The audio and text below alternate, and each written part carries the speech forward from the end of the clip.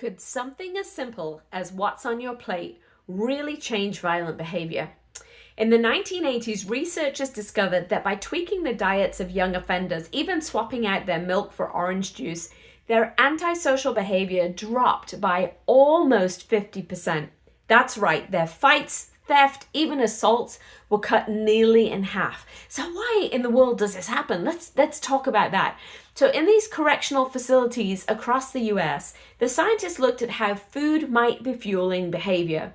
They improved the menus, they put on more fruits and vegetables, more whole grains, and less refined sugar, and yes, they even took milk off the table and brought in orange juice. And the results were a staggering 47% drop in violent behavior. Assaults went down, theft went down, fights went down, all from a change in diet. Now, why in the world would this matter? Well, there are a few theories behind it. First is that they reduced their refined sugar. Researchers already suspected that sugar highs and crashes were fueling aggression. And we can see this sometimes when blood sugar just gets too low. The brain goes offline and we can't focus and concentrate and make good decisions. Second, they addressed food sensitivities because some evidence shows us that milk in particular can trigger behavioral issues in some kids.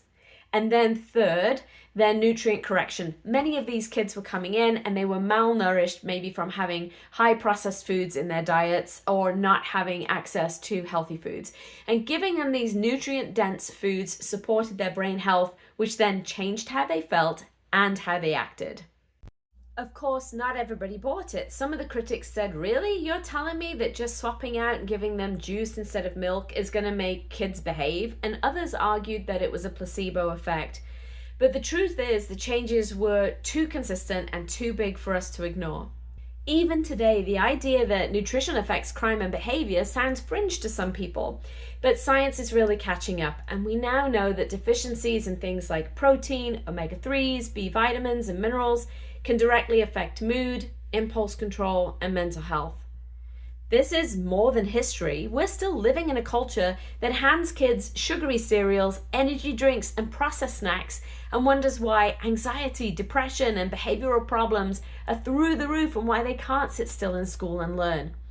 The food we eat is not just fuel. It's information for the brain. It shapes mood and focus and even how we handle our stress and aggression. So the next time somebody says, food doesn't really matter for mental health, remember this, that in juvenile facilities, better food meant nearly 50% less violence. That is not fringe, that's powerful.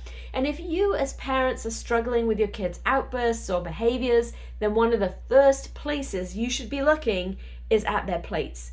Eating is something that most of us do 3 times a day, and every bite is either building a healthier brain or breaking it down. If you want more stories like this about how nutrition impacts the brain, mood, and behavior, make sure to subscribe, share this video with someone who needs the reminder. Because food isn't there just to fill your stomach. It shapes your mind, your mood, and your future.